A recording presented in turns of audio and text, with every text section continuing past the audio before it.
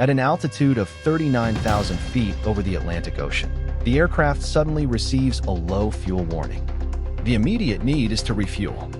This simple task is nearly impossible when the plane is in the middle of the Atlantic and at an altitude of nearly 12 kilometers. This massive aircraft will free fall. The plane's power sources shut down simultaneously, oxygen levels are depleted, and some critical equipment is no longer functioning. The nearest airport is still 240 kilometers away. Landing in the sea, the worst-case scenario the crew doesn't want to consider.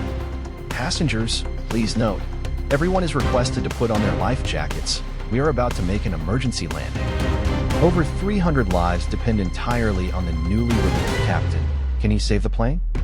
To learn more about the flight, join me on Air Transat Flight 236, also known as the Azores glider. August 24, 2001, Toronto International Airport, Canada. TS-236 is a busy Air Transat flight scheduled from Toronto to Lisbon Humberto Delgado Airport in the capital of Portugal.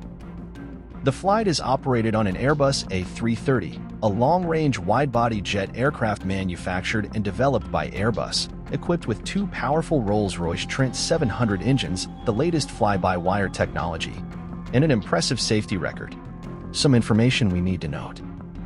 On August 17th, the aircraft was taken for routine maintenance, where the right engine encountered some problems.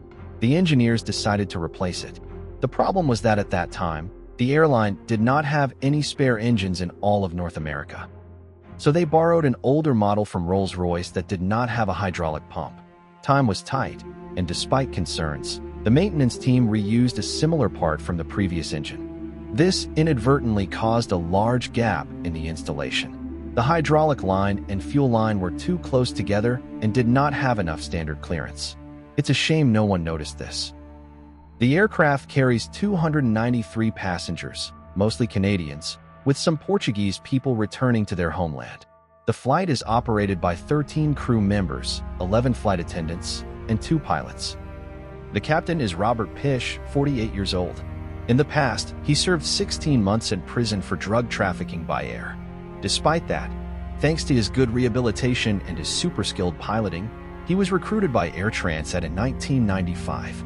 He has a total of 16,800 flight hours, of which 796 hours are on the A330, and he has participated in flying many different types of aircraft. The co-pilot is Dirk de Jager, 28 years old, with 4,800 flight hours, including 386 hours on the A330. After filling the 2 fuel tanks in the wings to a total weight of 46.9 tons, which is 5.5 tons more than necessary. At exactly 0:52, the captain took off on the runway. The crew steered the plane eastward and quickly climbed to a cruising altitude of 39,000 feet. Although most of the flight was automated, the pilots still had to closely monitor the changes on the aircraft. 4 hours after takeoff, everything seemed normal. Neither pilot knew that deep inside the right engine, a disaster created by the maintenance team a few days earlier was waiting for them. Due to insufficient space, the hydraulic line and fuel line rubbed against each other, creating a leak in the fuel line. Initially, the leak was relatively small, with fuel flowing out at a rate of 10 kilograms per minute. However, after a period of time, due to high pressure, the pipe burst, and fuel began to spray into the engine at a tremendous rate. The crew did not receive any warnings until 25 minutes later. The computer reported high oil pressure, low oil quantity, and low oil temperature on engine number 2, the right engine of the aircraft.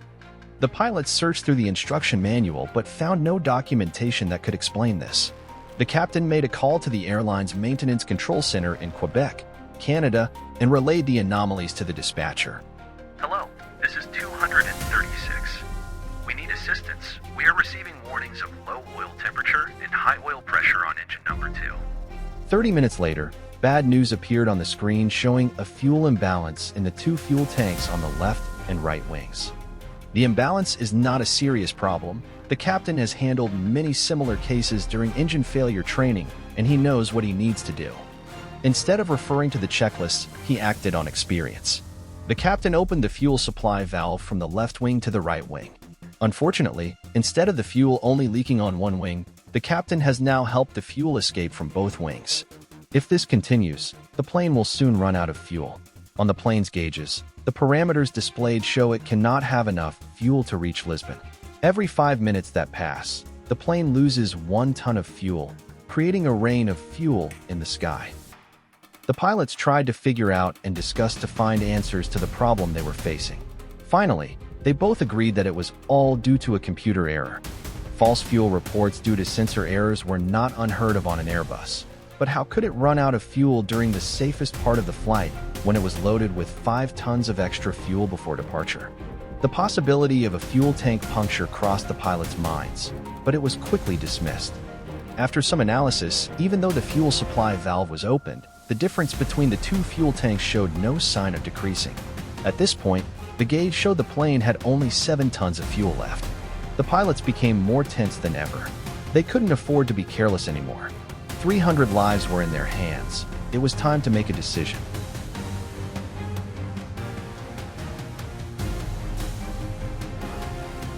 At this point, the plane was over halfway across the ocean and they didn't have many options. At 5:45, the captain called back and informed the air traffic control in Santa Maria of the plan. Santa Maria, this is 236. We are running out of fuel. Requesting an emergency diversion to Lodges Airport. Request confirmed. 236. Head south. The runway has been prepared. The plane only had 4.8 tons of fuel left. To be more visual, the captain asked a female flight attendant to check, but in the darkness, even with the lights on, it was impossible to observe anything unusual.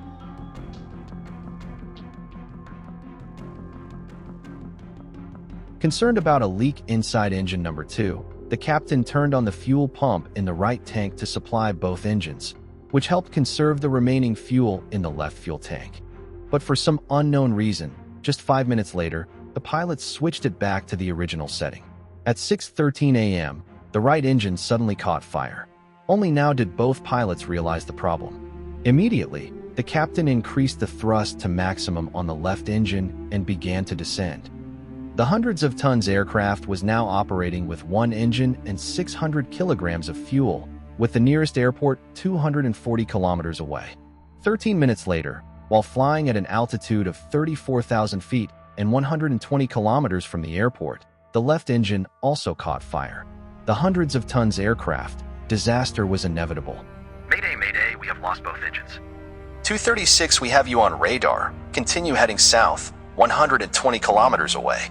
Both engines have been lost. Fortunately, the ram air turbine, RAT, has been automatically activated. The plane was descending 2,000 feet per minute.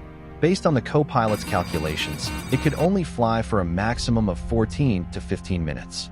Outside the passenger cabin, it was now plunged into darkness due to the power outage, and the chaos was quickly replaced by silence. The flight attendants received instructions to prepare for the worst-case scenario. They quickly distributed life jackets and instructed passengers to perform the brace position. Back in the cabin, without the engines to supply air, depressurization began to occur, oxygen levels dropped, and oxygen masks also deployed from the overhead compartments. To keep the plane at the highest possible altitude, the captain adjusted the plane's speed to match the stall warning speed by adjusting the pitch of the plane's nose. At the same time, it was also necessary to ensure that the plane's speed was always maintained at 259 kilometers per hour. If lower, the RAT would stop working. Conversely, not to travel faster than 370 kilometers per hour, otherwise the landing gear could not be deployed. At this point, the medical team and fire brigade had also been deployed. The airport lights were turned on brighter than ever. After 19 minutes of hovering in the sky, the passengers saw the lights from the island. The captain breathed a sigh of relief. His efforts were gradually paying off. However, the challenges had not stopped. The plane was still flying too high, about 12 kilometers away from the airport, but the plane's altitude was recorded at 13,000 feet. If the plane were to approach the airport directly, its path would be very steep and pose many risks. No detours, no chance for a second approach. He calculated for a few seconds and began to fly the plane in a 360-degree turn. Each turn would bring the plane down about 4,000 to 5,000 feet. Not enough distance to make another 360-degree turn. Using all his abilities, the captain continuously steered the plane in an S-shape, which would give the plane more time to land. After a few minutes, the plane plunged onto the runway. In normal cases, when the plane lands, there are flaps to increase drag and engine reversers to lift the nose of the plane. Due to the sudden and strong braking force, sparks flew out. 8 out of the 12 tires burst, and the plane bounced up and down continuously on the runway. It skidded for another 350 meters before screeching to a halt at 6:54 a.m. The captain immediately ordered an evacuation. All passengers managed to escape the plane within 90 seconds. A fire broke out afterward and was extinguished by the fire brigade. Miraculously, all 306 passengers survived, with no reports of any serious injuries. The Portuguese Aviation Accidents Investigation and Prevention Bureau and the Canadian Transportation Safety Board joined forces to find the cause of the accident. The negligence of the maintenance team was discovered. Air Transat accepted responsibility for the accident and was fined $250,000 by the Canadian government. News of the accident was repeatedly mentioned on television programs and covered the front pages of newspapers. The captain and co-pilot were hailed as heroes. They received many prestigious awards. Everything that happened on Flight 236 was celebrated as the longest glider flight in aviation history, with a record distance of 121 kilometers. This record has not been broken to this day.